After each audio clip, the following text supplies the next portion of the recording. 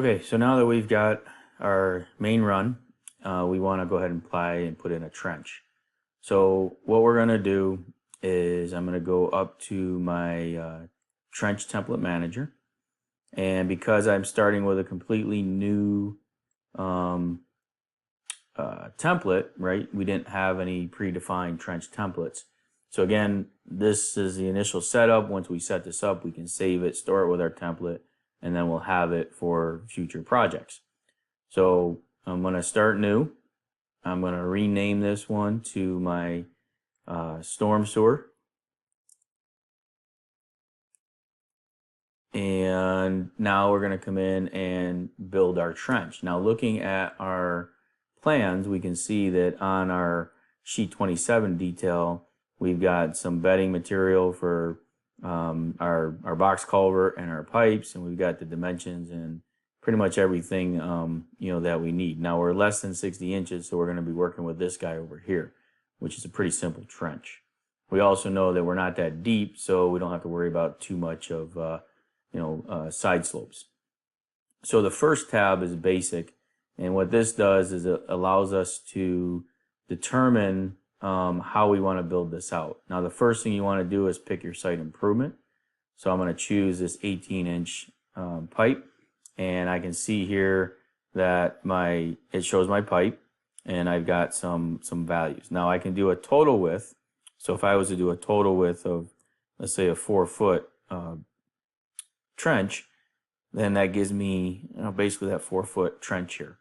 Now, based on my details, I know that I have some side widths, and I'm measuring from the outside. So I have a right width of a max of 18 inches, and then my left is also 18 inches.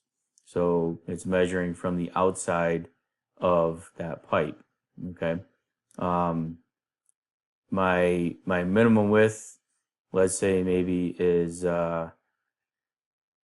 let's see if I do a foot, so 3.5 is the minimum. My bottom offset for my pipe is going to be 4 inches. And my preview height, this has really nothing to do with how the trench is built. It just lets you see what your trench looks like. Kind of gives you a little bit of a value there. So you can do diameter multipliers, you can do side widths, or like I said, total width. All right. Now down here is our adjust nodes. So we want to adjust in the same thing. We have 18 inches for the nodes, and then we've got our bottom offset for this is 6 inches of bedding around the nodes and the structures. Now on our backfill, this is where we can put in our bedding. So we start working from the bottom up, and in this case, I'm just going to click on add, and I'm going to give it a name. We'll call it bedding. And it's a fixed thickness. You see that we can choose other options. And that fixed thickness is 4 inches. And the material, you'll notice that I have this earthen select utility bedding. So I made that previously when I was testing this. But what you do is you come in here, and under earthen select or earthen are the materials that you would use for your bedding. So in this case, this earthen select is material that is brought in. It's not natural ground or dirt that's on the currently on the site. This would be more of an engineered earthen material. So bedding could be a gravel material, whatever the number of stone maybe it is, but you make it just like the rest of your materials, where you put in your shrinkage and bulkage and to account for that, as well as supplemental unit, cost, and color. So I'm just going to keep it gray. So I'm going to click close. I'm going to choose that material. So when I hit save, it's going to add that bedding material. Now I'm going to add another material. In this case, it's just going to be the backfill. And in this case, it's just going to be fill. So I'm going to fill it back up, and that material is just going to be the native material, and I'm going to click save. So it's going to put that backfill back into that trench. The next tab over controls how my side slopes look. So you build the left and the right based off a series of instructions. So I'm going to start by adding one. You'll notice that I can do so I'm just going to go left wall. I can do conditional, And what conditional does is if it's deeper than a certain distance, then do something else. So basically it's you can do a wall if it's deeper than 5 feet. And if it's deeper than 5 feet, then instead you can cut it back at a 3-to-1 slope or something. Okay, so we can look at these details in a future more detailed utility course. I just wanted to show you some very basic stuff here. The side slope is how do I get there? I can do horizontal offset, vertical offset with slope. I'm just going to do a side slope. I'm going to go up, and I'm going to go up to the utility run surface, and I'll show you where you apply this utility run surface. What that means is I associate a surface to this utility run, and then that will take on the projection. So it's going to project up until it hits that surface. And then the preview height is just like we did before. It just gives us a look to see what it's going to look like, because right now it doesn't know what surface we're going to tie to. When I click save, that adds the left wall. What I can do now is just mirror that over, and now I've got the right wall. So if I click on right up here and pick on that wall there, this is actually the right. So I'm going to change the name to right wall, and I'm going to save that. Okay.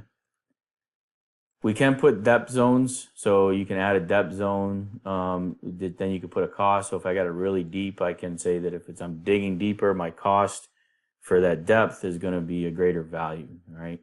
We got a very shallow run here. We're not going to worry about that in this particular case.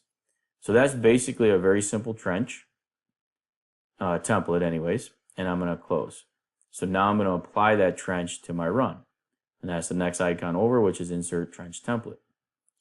I'm going to choose the run I want to apply it to. I'm going to pick the starting station. I'm going to tell it to adjust at the nodes, and I'm going to choose the template that I just created. I'm going to click apply, and now you can see that it's got a start of a trench. Now it's not projecting up. The reason it's not projecting up is because on this storm run, if we look at the properties, you'll see the target surface is none. So this is that utility run surface. I'm going to come in here and I'm going to say, okay, if we were to come in and dig to the original ground when after the topsoil is stripped, before they do any grading to subgrade, then that's the surface that we want to project to. So you can see here, it's actually projecting up to that surface. Now, if instead, let's say they do the subgrading and then we come in and we put in this utility trench, we could choose this guy here, which is topsoil and subgrade adjusted. So they've done the subgrade, and now my trench is going to there. You can see that around the nodes, it's adjusting accordingly. Okay. So that's the trench template. And now I can create the trench surface, and that basically is going to build that surface of that trench. And now I can take this trench and I can send it out to earthworks, out to my excavator. Down here, I'm going to get some flags in here, basically because I've got a little short piece in there. So it's just going to give me some warnings about that particular area, right? So it has a break line passes through a vertex, the vertical distance is there. So I'm not going to worry about that. Obviously we have a certain doghouse construction that we have to use for this installation of this anyway. So from a trench standpoint, that may get dug differently, but for the rest of this run, maybe I, again, throw it on an excavator and I'm digging to that surface with earthworks.